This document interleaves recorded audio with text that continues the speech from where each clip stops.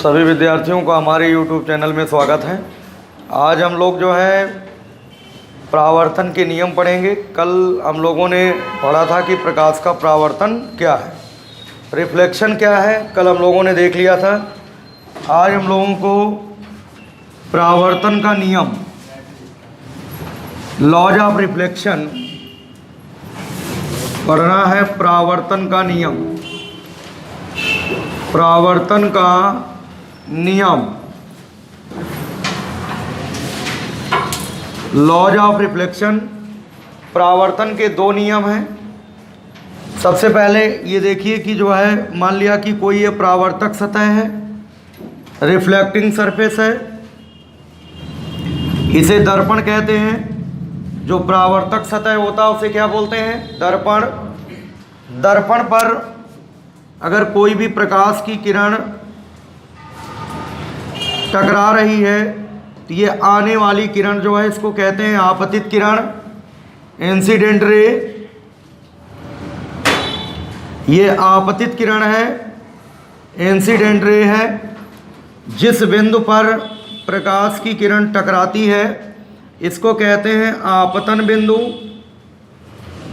आपतन बिंदु, point of incidence. और टकराने के बाद, परावर्तक सतह से टकराने के बाद जो प्रकाश की किरण वापस लौटती है इसको बोलते हैं परावर्तित किरण, रिफ्लेक्टेड रे। लौटने वाली किरण को परावर्तित किरण कहते हैं, रिफ्लेक्टेड रे बोला जाता है।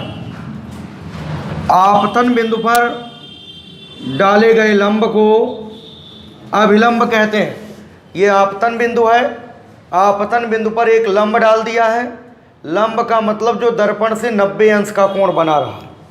लंब डालने का मतलब है कि ये जो अभिलंब है यानी लंब है, ये दर्पण से 90 अंश का कोण बनाएगा।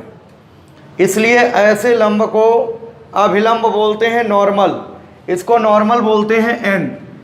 देखिए ये आपतित किरण है, इसको आई लिख दिया, इंसिडेंट रे। ये जो लौटने वाली प्रकाश की किरण है उसको आर लिख दिया, रिफ्लेक्टेड रे आर हो गया। आपतित किरण अभिलंब से जो कोण बनाती है, आपतित किरण अभिलंब से जो कोण बनाती है उसको हमने आपको पिछले वीडियो में बताया था, उसे कहते हैं आपतन कोण। और जो है परावर्तित किरण अभिलंब से जो कोण बनाती है उसे कहते हैं परावर्तन कोण। इतनी बात हम लोगों ने पिछले वीडियो में पढ़ा है। आज जो टॉपिक है वो लॉज ऑफ रिफ्लेक्शन, परावर्तन का नियम। हम लोगों को ये जानना है कि अगर प्रकाश परावर्तक सतह से टकराने के बाद लौटता है यानी प्रकाश का रिफ्लेक्शन होता है, तो रिफ्लेक्शन जो होता है वो उनके होने का कोई ना कोई ज़रूर नियम होगा। जो नियम, जिस नियम के अनुसार प्रकाश रिफ्लेक्ट होता है, परावर्तित होता है, उन्हीं नियमों के बारे में हमें पढ़ना है कि प्रकाश किन नियमों के अनुसार रिफ्लेक्ट होता है, प्रकाश के परावर्तित होने का क्या नियम है। लॉज ऑफ रिफ्लेक्शन, परावर्तन का नियम। परावर्तन के दो नियम हैं। पहला नियम यह है, नियम नंबर 1। परावर्तन के दो नियम हैं जिसमें से पहला नियम लिख रहे हैं, नियम नंबर 1। नियम नंबर 1 ये होता है, देखिए ये वाली जो किरण है इसको कहते हैं आपतित किरण, इंसिडेंट रे। और ये जो किरण है इसको कहते हैं रिफ्लेक्टेड रे। पहला नियम है, आपतित किरण, परावर्तित किरण तथा आपतन बिंदु पर अभिलंब तीनों एक ही तल में होते हैं। तीनों एक ही प्लेन में लाई करते हैं। तीनों अगर इस बोर्ड के तल में हैं तो इसी प्लेन में तीनों रहेंगे, और अगर इस प्लेन में हैं तीनों तो इस प्लेन में रहेंगे, किसी दूसरे प्लेन में। यानी सारे के सारे ये जो है आपतित किरण, परावर्तित किरण और आपतन बिंदु पर डाला गया अभिलंब, ये तीनों एक ही तल में होते हैं, मतलब कोप्लेनर होते हैं, समतलीय। कोप्लेनर का मतलब होता है समतलीय, ये कोप्लेनर होते हैं। तो पहला नियम है, लिख रहे हैं आप लोग, लिखते भी चलिए। आपतित किरण आपतित किरण इंसिडेंट रे, कॉमा परावर्तित किरण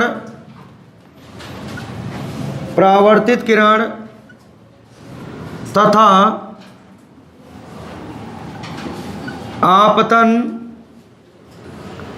आपतन बिंदु पर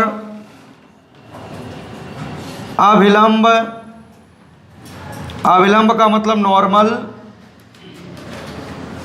तीनों एक ही तल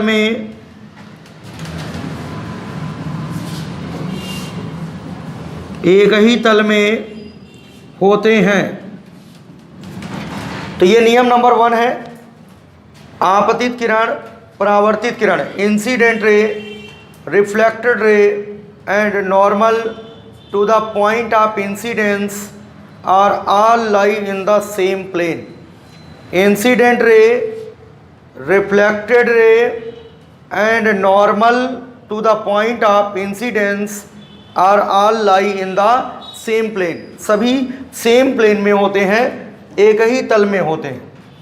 परावर्तन का जो दूसरा नियम कहता है, नियम नंबर 2 ये है, नियम नंबर 2 ये है कि आपतित किरण अभिलंब से जो कोण बनाती है यानी आपतन कोण, और ये परावर्तित किरण अभिलंब से जो कोण बनाती है ये परावर्तन कोण। आपतन कोण का मान सदैव परावर्तन कोण के मान के बराबर होता है। दूसरा नियम ये है, आपतन कोण का मान सदैव परावर्तन कोण के मान के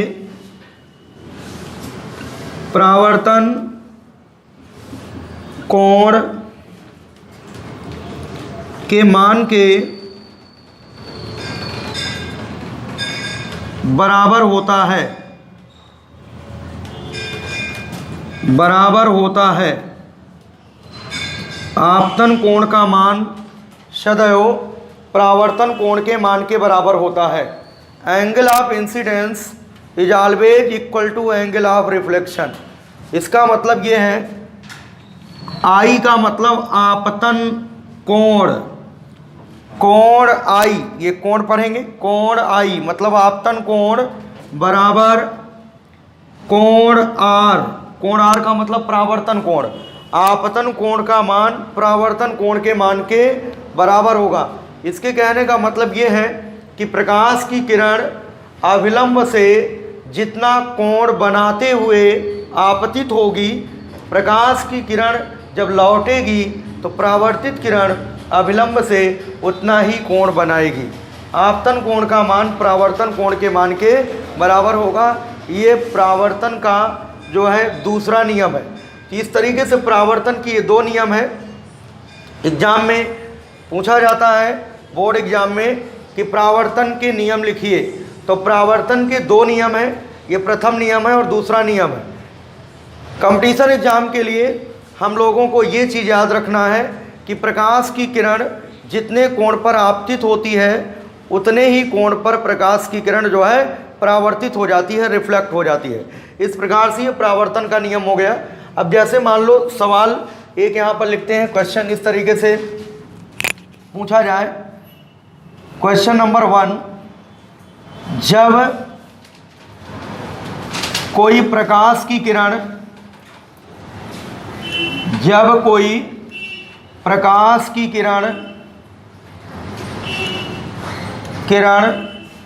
समतल दर्पण पर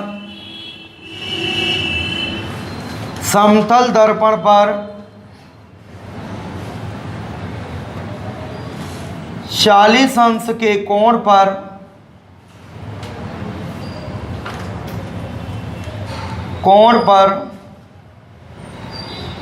आपतित होती हो तो परावर्तन कोण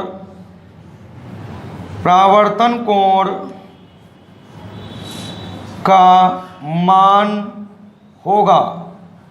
यूपी कैडेट प्रवेश परीक्षा में इसी प्रकार का सवाल जो है पूछा जाएगा कि जब कोई प्रकाश की किरण किसी समतल दर्पण पर 40 अंश के कोण पर आपतित होती हो तो परावर्तन कोण का मान होगा। पहला ऑप्शन होगा 0 अंश, दूसरा ऑप्शन होगा 30 अंश, तीसरा ऑप्शन होगा 50 अंश और चौथा ऑप्शन होगा 40 अंश। इस तरीके से सवाल पूछा जाएगा। अब सवाल में देखो सीधे सीधे लिखा है कि समतल दर्पण पर प्रकाश कितने अंश के कोण पर आपतित हो रहा है, 40 अंश। इसका मतलब इस क्वेश्चन में आपतन कोण का मान 40 अंश दिया गया है। तो ये परावर्तन का दूसरा नियम क्या कहता है, जितना आपतन कोण होता है उतना ही परावर्तन कोण होता है। इसका मतलब परावर्तन कोण का भी मान कितना होगा, 40 अंश हो जाएगा। तो इस प्रकार से क्वेश्चन नंबर 1 का जो ऑप्शन होगा, ऑप्शन डी करेक्ट होगा। इसका जो आंसर है हम लोग जो है जो भी OMR सीट मिलेगी उसका डी ऑप्शन को जो है हम लोग गोला भरेंगे। इसका मतलब आंसर जो होगा इसका 40 अंश होगा। आपतन कोण का मान परावर्तन कोण के मान के बराबर होता है। तो ये आपका क्वेश्चन नंबर 1 हो गया, इसको नोट कर लीजिए। नोट हो गया सबका। अब इसके बाद जो है हम लोग दूसरा क्वेश्चन, इसी क्वेश्चन में रोटेशन, इसी क्वेश्चन को हम थोड़ा सा रोटेट करते हैं, घुमा देते हैं, किस तरीके के सवाल जो है पूछे जाएंगे। क्वेश्चन नंबर 2 देखो इसी में लिख रहे हैं, इसी क्वेश्चन को चेंज कर दे रहे हैं। ये क्वेश्चन तो नोट हो गया होगा सबका। अब इसी क्वेश्चन को दूसरा क्वेश्चन बना रहे हैं, क्वेश्चन नंबर 2। क्वेश्चन नंबर 2 है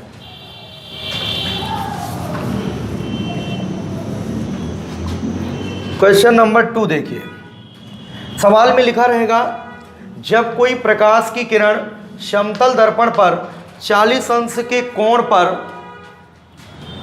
40 अंश के कोण पर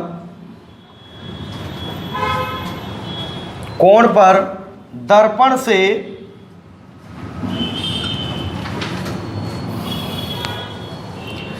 जब कोई प्रकाश की किरण समतल दर्पण पर, ऐसे लिख देते हैं, जब कोई प्रकाश की किरण समतल दर्पण पर दर्पण से 40 अंश का कोण बनाते हुए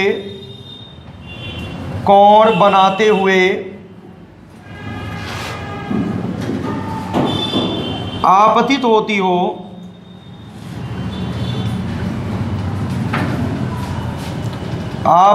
हो तो परावर्तन कोण का मान होगा। परावर्तन कोण का मान, परावर्तन कोण का मान। अब की बार सवाल में देखना, बहुत ध्यान से समझना, ये क्वेश्चन जो कह रहा है, क्वेश्चन को गंभीरता से पढ़िए। क्या लिखा है, जब कोई प्रकाश की किरण, देखो जब कोई प्रकाश की किरण, ये प्रकाश की किरण है, प्रकाश की किरण दर्पण पर, दर्पण से, तो दर्पण ये है ना, ये मिरर है, तो दर्पण से कितने अंश का कोण बनाते हुए, 40 अंश का कोण बनाते हुए आपतित होती है। तो ये दर्पण से आपतित किरण 40 अंश का कोण बना रही है, तो ये अभिलंब है, तो ये टोटल 90 अंश है ना। तो बताओ ये आपतन कोण तो ये वाला कोण होता है, तो ये 90 में से 40 घटाओगे तो कितना होगा, 50 अंश हो जाएगा। 60 बता रहे हो तुम लोग। ये जो है 90 में से 40 घटाओगे तो कितना आएगा, 50। तो जब ये 50 अंश होगा तो बताओ परावर्तन कोण का मान कितना हो जाएगा, ये भी 50 अंश हो जाएगा। कोई बात नहीं, एग्रीकल्चर के छात्र ऐसे ही होते हैं, इसीलिए बहुत जीरो लेवल से पढ़ाया जाता है कि घटा नहीं पाते। तो 90 में से 40 घटाएंगे तो कितना आएगा, 50। तो ये 50 अंश हो जाएगा। ठीक है, तो ऑप्शन कौन सा सही होगा, अब की बार सी ऑप्शन सही होगा। इसका जो आंसर होगा, आंसर हो जाएगा 50 अंश। तो ये यूपी कैडेट एग्जाम के लिए भी उपयोगी है और ऐसा सवाल बोर्ड एग्जाम में भी पूछ लिया जाता है। बस केवल फॉर्मेट बदल दिया जाता है, ऑप्शन नहीं दिए जाते हैं। एक क्वेश्चन डायरेक्ट हो सकता है बहुविकल्पीय में पूछ लिया जाए, यही क्वेश्चन पूछ लिया जाए, तो ये भी आपको जो है कॉन्सेप्ट सीखना है कि किस तरीके से समतल दर्पण का सवाल पूछा जाता है। इसके दो टाइप के क्वेश्चन बने, एक तो सीधे सीधे कहता है समतल दर्पण पर इतने अंश के कोण पर आपतित होती है परावर्तन कोण बताइए, तब तो हम लोग निकाल लेते हैं। और दूसरा कहता है कि समतल दर्पण पर कि जो है दर्पण से इतने अंश के कोण पर आपतित होती है तब परावर्तन कोण बताइए, तो हम लोगों ने जो है इस तरीके से निकाल लिया। जो है नोट कर लो इसको।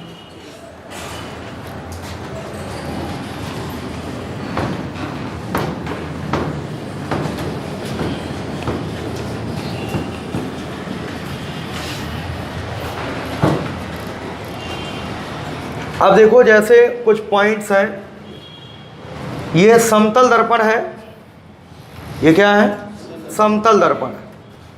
अब प्रकाश की किरण देखो इस तरीके से सीधे जा रही थी, अगर ये दर्पण ना होता तो प्रकाश की किरण ऐसे चली जाती, अगर ये दर्पण ना होता तो ये जो है प्रकाश की किरण सीधी रेखा में ऐसे चली जाती।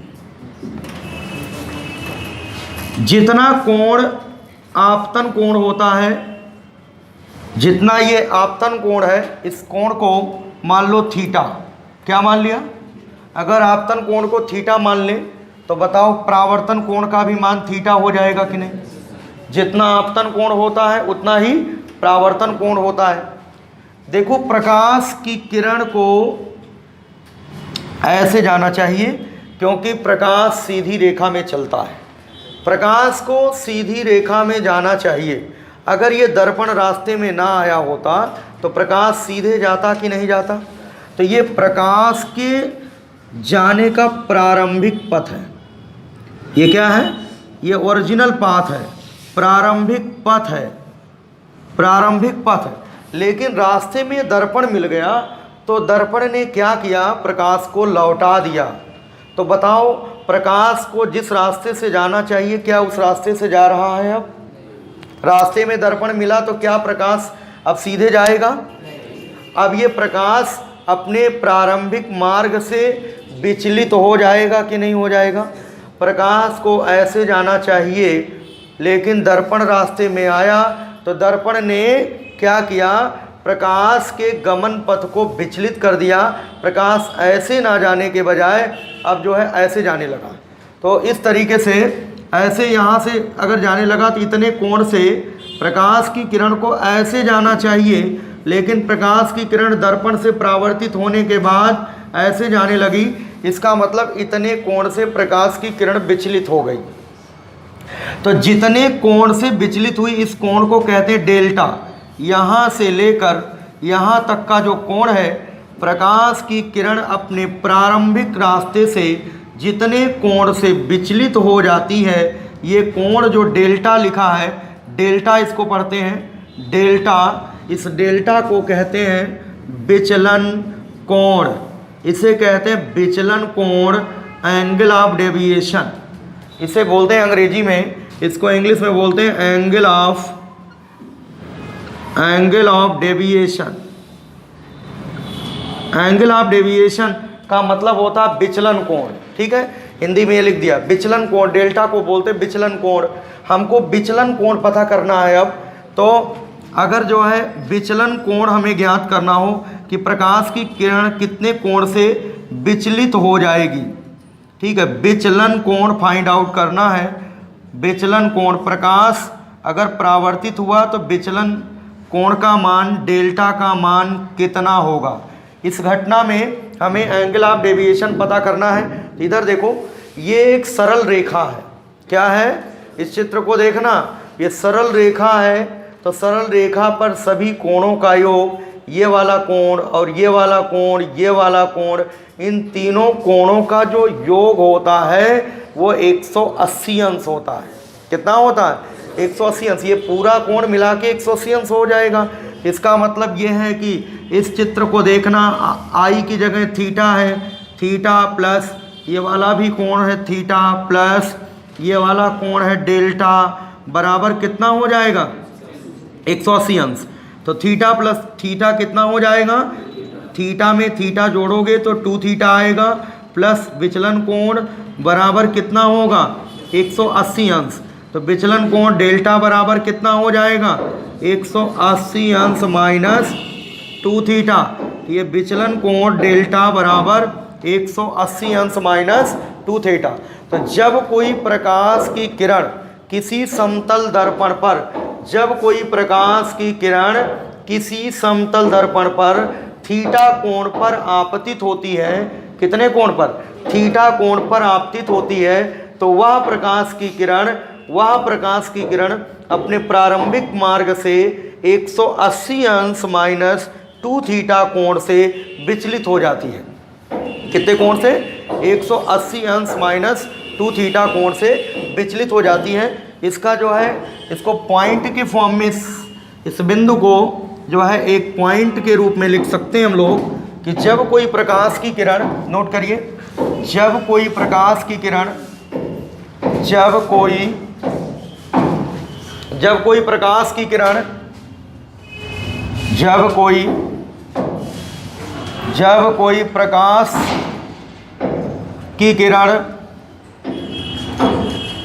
किसी समतल दर्पण पर, किसी समतल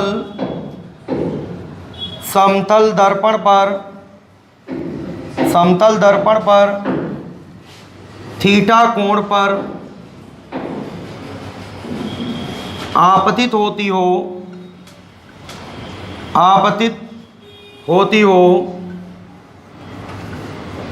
तो वह किरण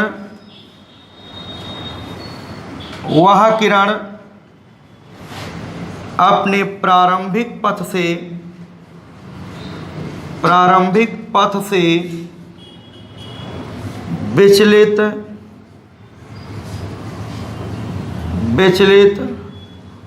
हो जाएगी।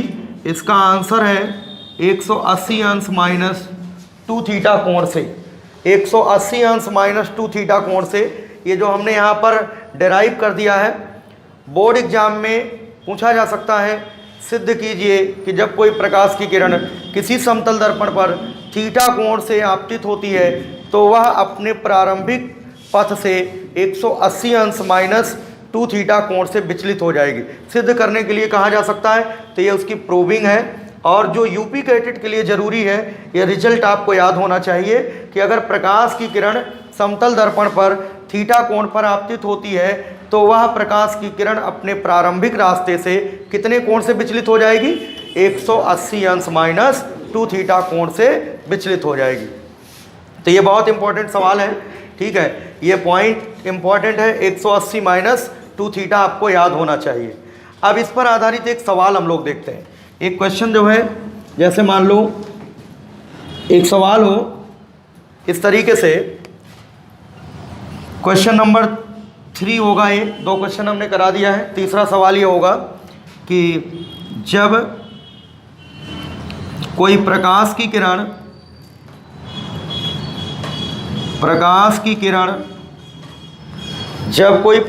किरण किसी समतल दर्पण पर, प्रकाश की किरण किसी समतल दर्पण पर 30 अंश के कोण पर आपतित होती हो तो वह किरण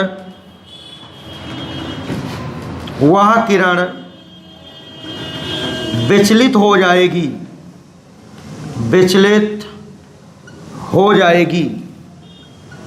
वह किरण विचलित हो जाएगी।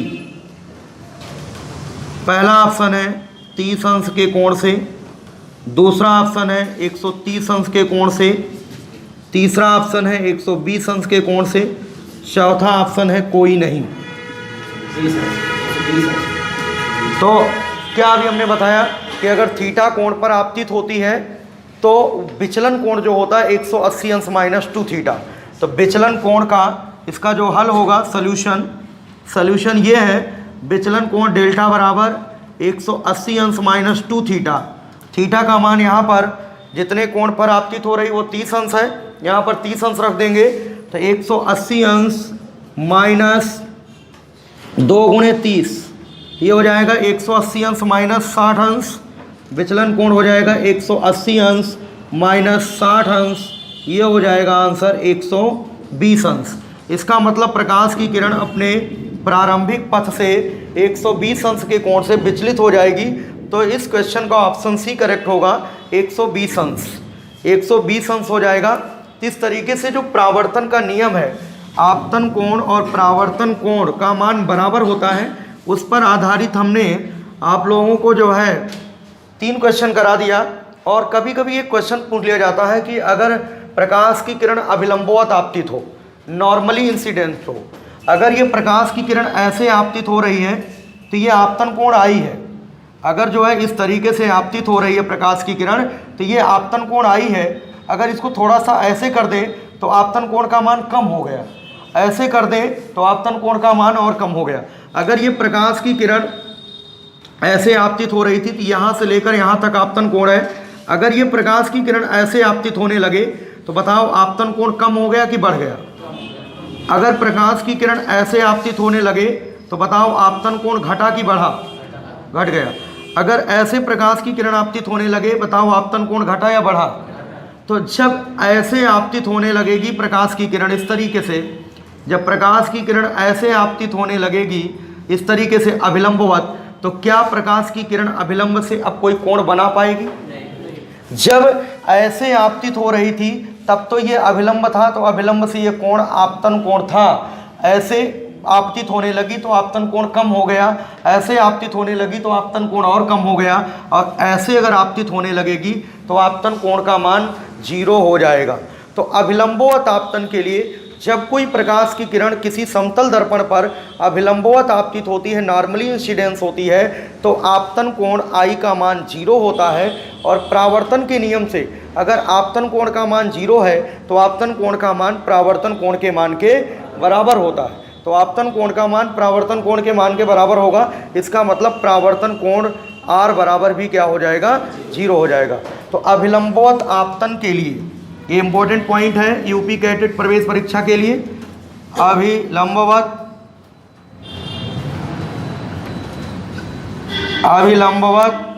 आपतन के लिए फॉर नॉर्मल इंसिडेंस आपतन कोण पूछा जाए तो आपतन कोण का मान 0। दूसरा पॉइंट, प्रावर्तन कोण का मान पूछा जाए, प्रावर्तन कोण का भी मान 0 होगा। तीसरा, उत्पन्न विचलन अगर पूछ लिया जाए, इस कंडीशन में उत्पन्न विचलन, अगर जो है डेविएशन पूछ लिया जाए, विचलन, तो देखो जब थीटा का मान ही 0 हो जाएगा, आपतन कोण का मान, जब आपतन कोण का मान 0 हो जाएगा, तो आपतन कोण का मान जब 0 होगा तो इसका मतलब प्रावर्तन कोण का भी मान क्या होगा? प्रावर्तन कोण का भी मान 0 हो जाएगा। तो आई का मान 0, तो आर का मान 0, विचलन कोण 180 अंश माइनस 2 थीटा, थीटा बराबर यहाँ 0 रख दो तो 2 इंटू 0 कितना होगा? 0 हो जाएगा। तो 180 अंश हो जाएगा। कितना हो जाएगा? 180 अंश। तो विचलन कोण 180 अंश। ये तीनों क्वेश्चन बहुत ही इंपॉर्टेंट हैं, ये बोर्ड एग्जाम के लिए भी जरूरी है और यूपी कैटेट में भी ये सवाल पूछ लिए जाते हैं कि अगर अभिलंबवत आपतित होती है प्रकाश की किरण तो बताओ वो अपने प्रारंभिक पथ से कितने अंश के कोण से विचलित हो जाएगी? तो आंसर हो जाएगा 180 अंश। और आपतन कोण अभिलंबवत आपतन के लिए 0 हो जाएगा, परावर्तन कोण का भी मान क्या होगा? 0 हो जाएगा। एक और पॉइंट है बहुत इंपॉर्टेंट, कभी कभी कहा जाता है कि प्रावर्तन का नियम जो है किस प्रकार के दर्पण के लिए लागू होता है। तो प्रावर्तन का नियम सभी प्रकार के दर्पण के लिए लागू होगा, चाहे वो समतल दर्पण हो और चाहे वो गोलीय दर्पण हो। ये जो हम लोग पढ़ रहे हैं कि आपतित किरण, प्रावर्तित किरण तथा अभिलंब तीनों एक ही तल में होते हैं, या अगला नियम हमने पढ़ा है कि आपतन कोण का मान प्रावर्तन कोण के मान के बराबर होता है। तो ये जो प्रावर्तन के नियम है लागू होते हैं सभी प्रकार के दर्पणों के लिए। प्रावर्तन का नियम, अगला पॉइंट नोट कर लीजिए, प्रावर्तन का नियम